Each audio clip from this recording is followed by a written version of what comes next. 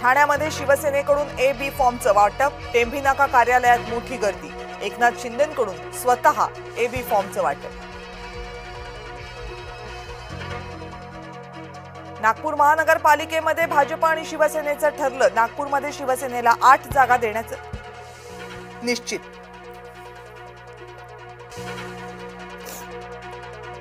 रात्री गडकरींच्या निवासस्थानी झालेल्या बैठकीत निर्णय. भुयारी मेट्रोची उद्या रात्रभर सेवा, मेट्रोच्या 60 फेऱ्या धावणार मुंबईमध्ये.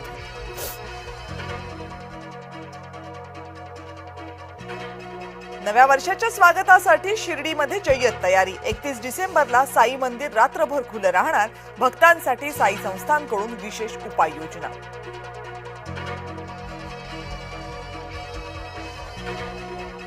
व्लादिमीर पुतीन यांचं नोव्गोराडमधील निवासस्थान युक्रेनकडून लक्ष्य. 91 लांब पल्ल्याच्या ड्रोनद्वारे हल्ल्याचा प्रयत्न केल्याचा दावा.